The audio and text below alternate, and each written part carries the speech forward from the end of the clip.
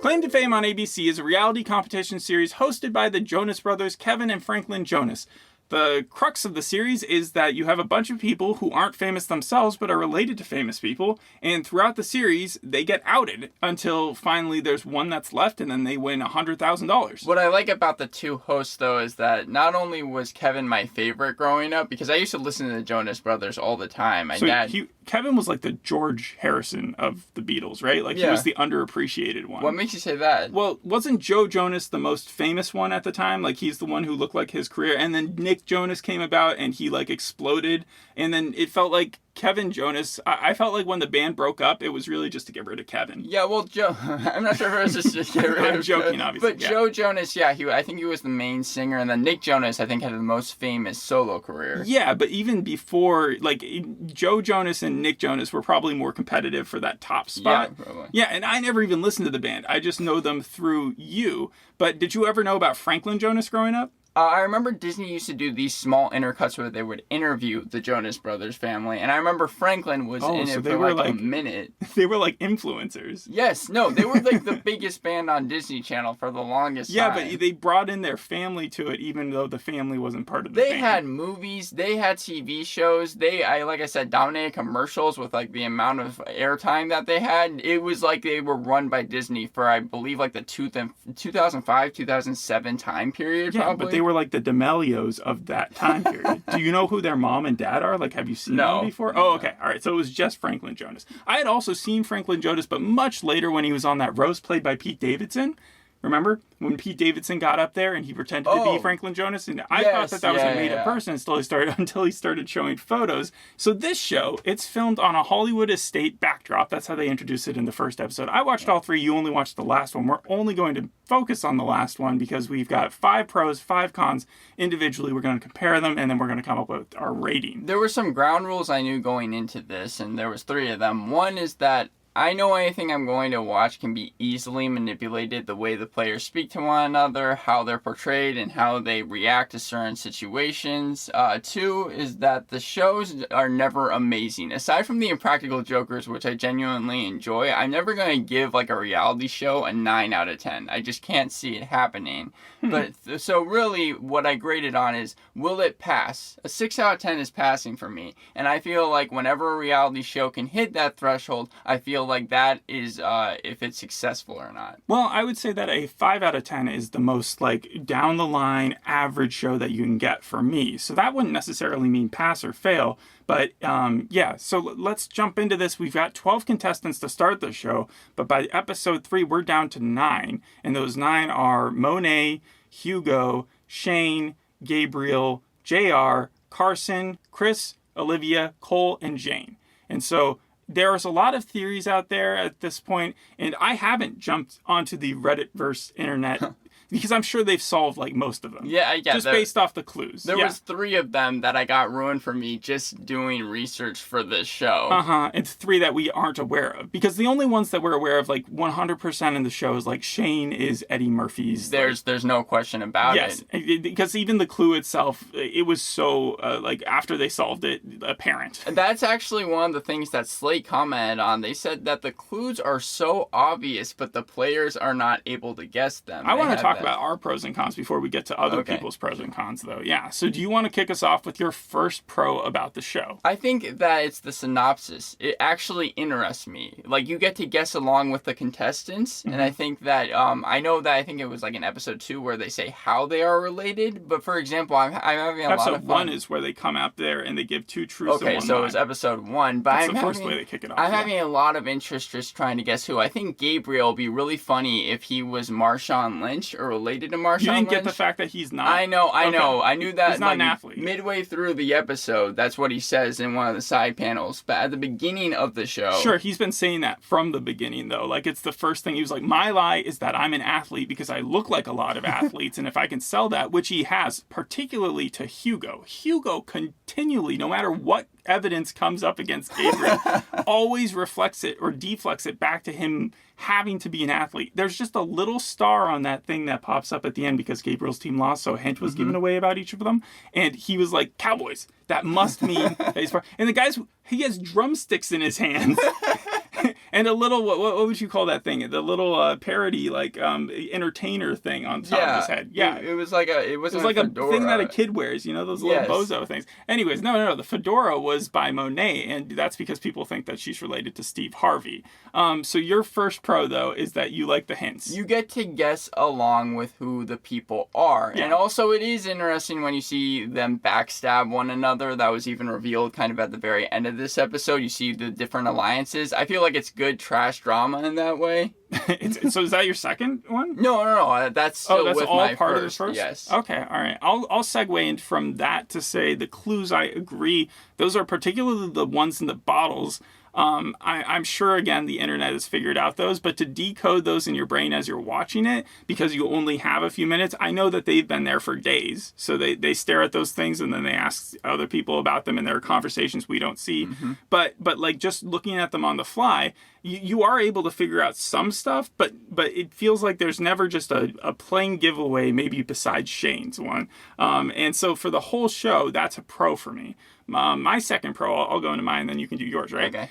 Two of the most entertaining characters in episode 3 were on the chopping block. And I think that always, whenever a show does that, and it's people you care about who one might leave, it becomes more emotional, and you just have a lot more riding on the decision. And it felt like when I saw Jane and Chris up there, I was both like sad, like it was a bittersweet moment, because it was like Jane is the clever one. She's been playing the manipulative game, but she's also the one who's easiest. Well, she's been the best at solving the clues thus far, but Chris has been no slouch, and it feels like out of all the good people on the show, he seems like he does have a little bit of a moral edge, but at the same time he's also like trying to make sure that he wins himself. So when I saw them both up there, I was like, oh no, this is going to be sad. But then the misdirection at the end where Jane gets the answer wrong, that was the first time it's happened all season, and I was sold on her conviction that he was related to Elvis. When I heard 7 T's and then she ended up like guessing Elvis at the end, I was like, no, that makes complete sense. Well, she had not just done that, she had also said 10 to C. Like, she had put things together that I hadn't really seen. What could be puppy love that he has, that he was so afraid of? Because hers, it made sense because she ends up being Dolly Parton. And she says Puppy Love was the name of Dolly Parton's first single. Yeah, well, yeah, but there's a lot of like puppy love type songs that came out in the 70s, so that's what made me think like, okay, so Chris is one of those other artists, maybe related somehow to like a Beach Boy or something like that. But then I was wondering, like, how famous do these people actually have to be for them to become contestants on the show? Like, you have to meet a certain bar. And people that were famous 20, 30 years ago, or might have been in the, like, everybody's, dinner table talk, aren't now. So even with Dolly Parton, I wonder how many people, like, of the newer generation would have known her. I felt like that was the funny thing, because Tom Hanks didn't, but Neil deGrasse Tyson and Dolly Parton both left video messages. And the question this season has been... Oh, Tom Hanks left a video message? No, Tom Hanks didn't. Oh, okay, you sorry. saw it in the first episode. I thought that what happened, because the first episode is it's a hot mess. From what I understand, yeah. But the way that she left, I thought maybe you were saying that he had left a message, but they didn't get to it because of the way she left. Yeah, was she like mad or something? Because I listened to a this podcast goes that into said one of that my it cons of the crazy. show, so I will wait to tell you that. All right. Yes. But in episode 2, I understand what you're saying about Gabriel. I think Gabriel was one of my favorite players. And Jane, she apparently seemed like she was going to be running the place, like running the house in the previous episode. So what you're saying about those two being eliminated? Well, even in this episode, because even when she was pulled onto the team and she had to do like athletic stuff, and she was talking about how she doesn't look like an athlete, and she there's all these reasons why she wouldn't be good at this, but then she ends it with saying, but I am an archer or something like that. Like, I am really good at my thing. And so she's clearly just throwing the game. That actually goes into one of my pros of the show. I like the game that they played. Yeah. I thought it was the best part of the episode, because it was able to see who, like, the 5 players that were going to be up for elimination. And I thought that I did feel really bad for Gabriel when he ended up pulling out the blue ball and had to be the team member, because he was saying how much he didn't want to be, because wasn't he left on the chopping block in the second episode as well? That was the big thing. So he's been able to escape elimination twice, but being able to see the game and also just the way that Kevin and Franklin Jonas interacted with one another, I thought that was funny. And Okay. So like in a way, I agree with you. First of all, the game for this week, this episode was a lot better, I think, than the last episode. The last episode, it didn't even feel really like a game.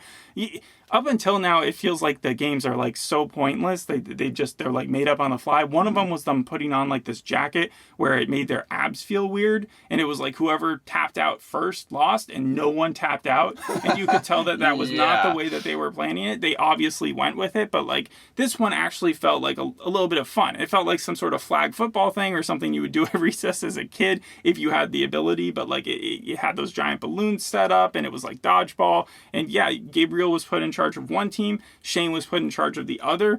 Gabriel ended up picking the wrong people to help him. It seemed like Chris was it Cole? Cole, I think, was really good at hitting down the things, but it did feel like one of those games, like once you had taken out a few people, like dodgeball, then it was really easy to just roller coaster over everybody else. If I remember correctly, Shane's team, not one of them got out. Yeah. It was completely just a wipeout. But think about how easy, it's like if you take the queen out in chess early, then you can just dominate the entire the other side of the board, right? Mm-hmm. So that's what happened here. And also when you have one of your players on the other side throwing, kind of like the mole to deflect suspicion off them or make them seem like less of a threat. The thing is, people already sort of know that Jane is super smart. But she was doing a good job at like becoming the mom type character. So sort of like what we saw in The Circle, where they get to make up their own personalities. Right. And she was doing that. So yeah, the game was also one of my pros.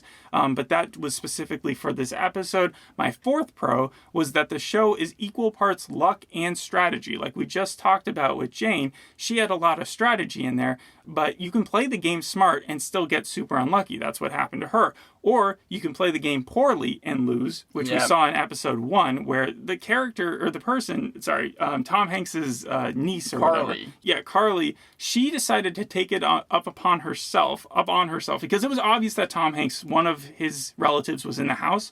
But the way she responded whenever that was brought up, she would get super frustrated and annoyed and be like, why is that even here? Like, why do we have a Forrest Gump bench? And it's like, you just have to make sure that people don't realize it's you. That's all you have to do. And so she was making it too obvious. But she made it, yeah, she pointed the finger right back at herself. So it's, again, if you play it stupid, you lose. If you play it smart, you can just get unlucky. But you can also get super lucky and just not really be playing the game. And that's what Shane is doing right now. Like, everybody knows she's Eddie Murphy, but she was lucky enough to have complete invincibility this round because she was the leader of her team. And so it doesn't matter that people know. Perhaps this is giving it too much credit, but one of my last pros was that it didn't do what The Circle did. The Circle loves to leave the cliffhangers like kind of into the elimination. So they will say they'll say that someone was eliminated, but they won't show who it is until the next episode. This, it seems like every single episode, they're always eliminating one person, and you're going to get that answer at the very end of it. And I respect that a lot more. I think they do the same thing in Survivor. I don't think that they wait until the next episodes to like it's how it delete is for people. For most TV shows. For most TV shows. But I'm just so annoyed when The Circle does it that I'm always going to compare it because that's the last one I've seen. Okay. My fifth one. Have you done 4? Have you done 4 of them? Yeah. Okay. So my fifth one here. It's the weakest of all my pros, but it's the backdrop. It's really stupid because so many of these scenes are rehashing the same thing. The backdrop. The backdrop being the famous like bachelor house. The fact that there have been so many reality shows. I don't think I've ever seen a reality show besides in the commercials based in this house, but I know in those commercials that they're all there, and it just makes me laugh and think about like how much stuff those cleaning crews have to go through to make sure that no one has left something for like the next generation of video watchers or people who are like competing, right? Because I'm sure like scrunched in the walls, it's like the West Wall in Jerusalem or whatever, right? Where people are like sticking notes in there and they're finding like, hey, I'm from season 2 of The Bachelor. If you find this, the answer is in the 3rd ring or something like that.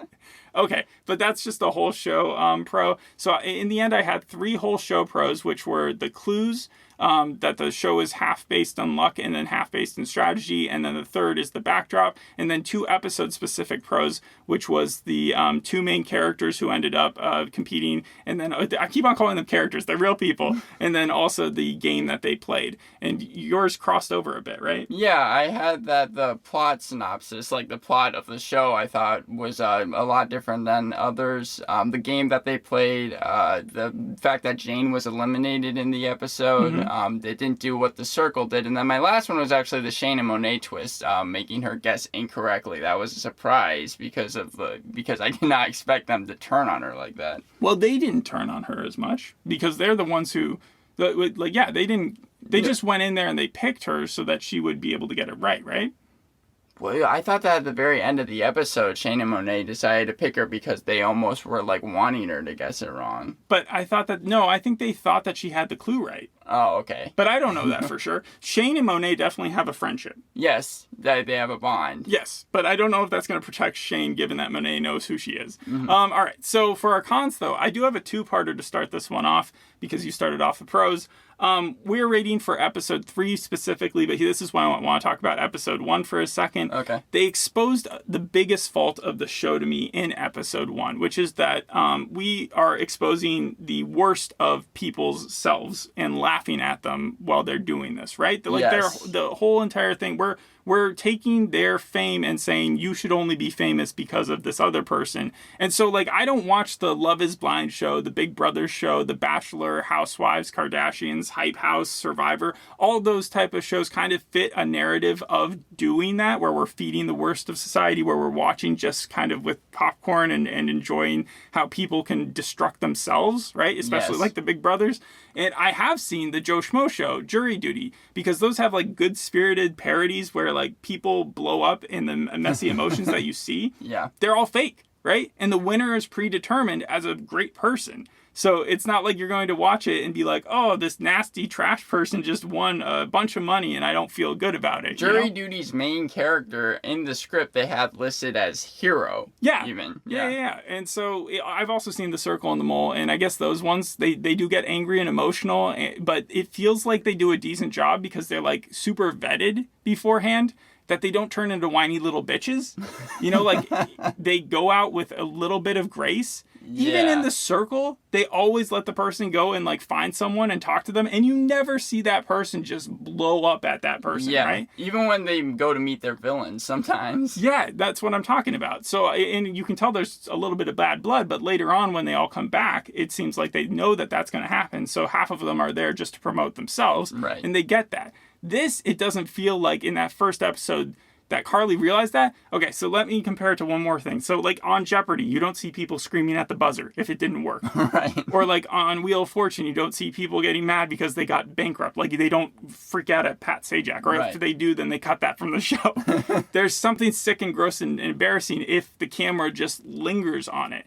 But that's what happens in the first episode. She gets up there, she feels like she's been betrayed, and she walks off before saying goodbye to everybody. But that's where the camera just follows her, and she just starts sloppy crying, and then she starts screaming from inside the house while they're still inside. So the Jonas brothers are beginning to go into the next part of the thing. If this was Is It Cake, it would be Mikey Day talking about, hey, and so next episode. Right. No, you start hearing screaming from the back, and then they go to the cameras with her, and she's having this tantrum, and she's throwing things inside her room, packing up and screaming about how some of the characters Gabriel was so stupid and how he shouldn't have been, he should have been found out before her.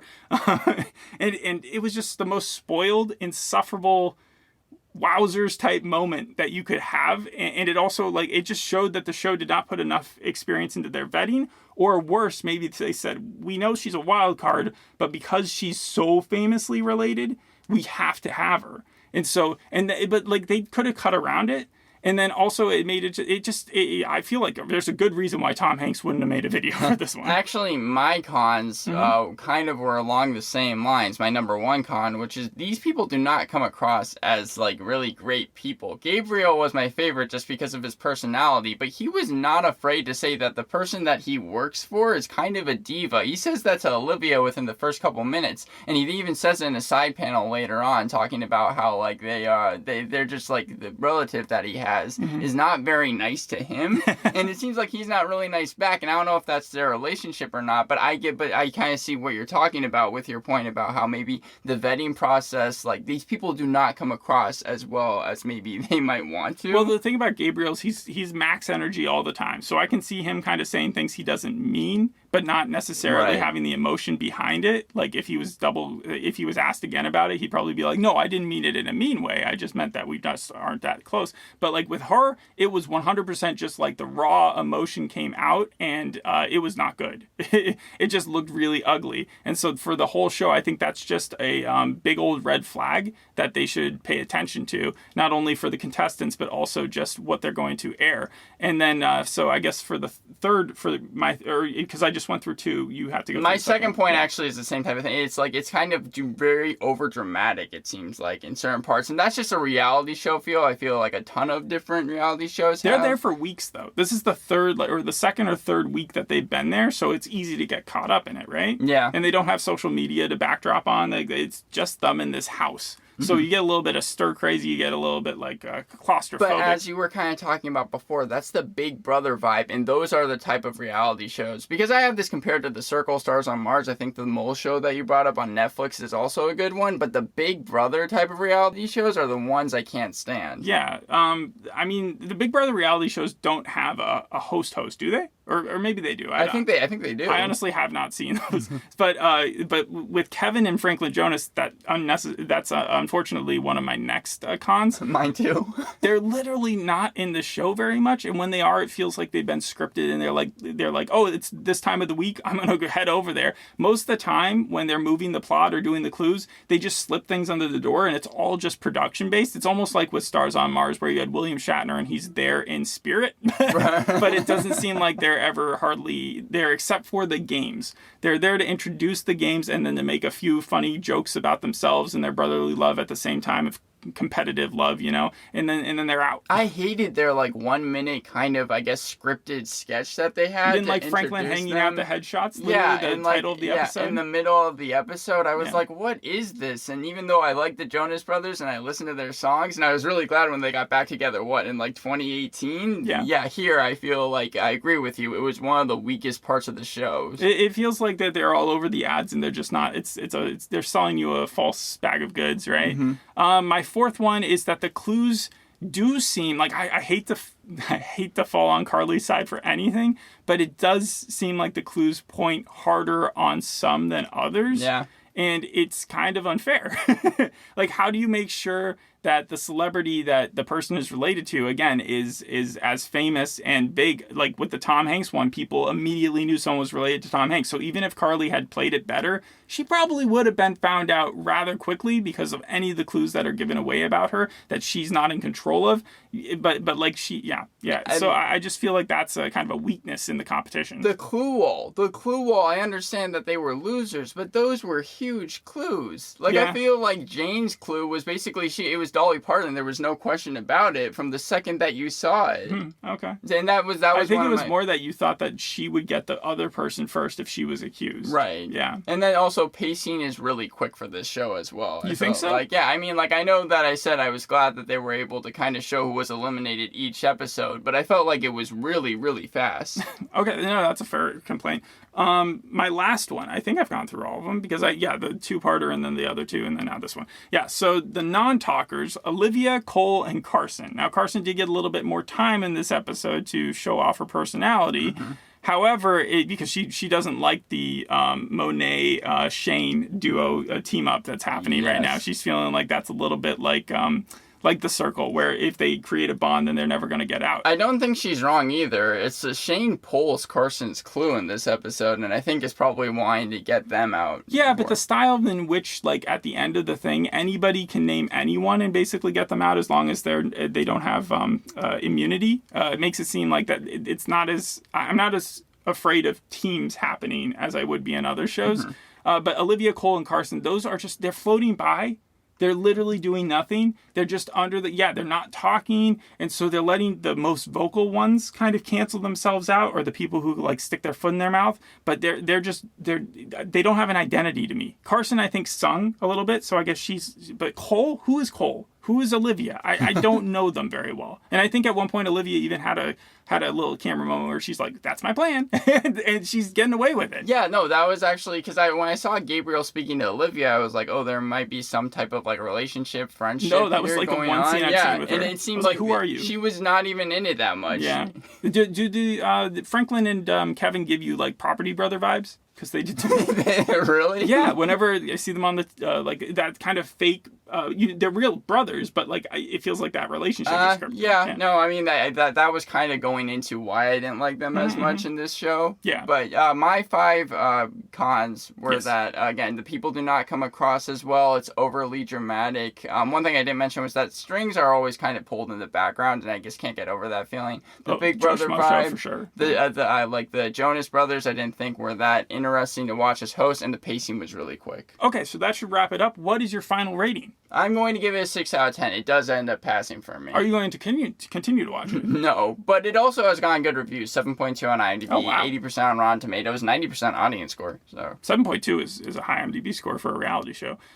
Yeah, I will go ahead and give it a 4 out of 10. Okay, so it is below average to me, and I probably won't watch another one. But that doesn't mean that I won't look up to see who everybody is. Right now, it just seems based off what the show is telling us that Monet is related to Steve Harvey, Hugo is related to Jimmy Carter or Einstein. I'm throwing in Einstein because he said at the beginning that his relation was at one time the most powerful person in the world, which makes sense that it would be an ex-president. So that's but at first when he was talking about how smart they were, I was like, ooh, is this person like somehow connected to Einstein? He also tried to do the Gabriel thing where he said that he was related to an athlete, and just no one's buying it. Shane, Eddie Murphy, Gabriel, some drummer. JR, also, he's been riding the fact that he looks like Dwayne Wade, but they put a big chef's cap on him and a binky in his mouth. And so I have no idea what that means. Carson, I just have that she can't sing. And then Chris, not Elvis. And bye, Jane, because it was sad to see her leave. She was the smartest one on the group. All right. Well, thanks for listening. We'll see you on the next episode. Hope you enjoyed this one. Bye. Bye.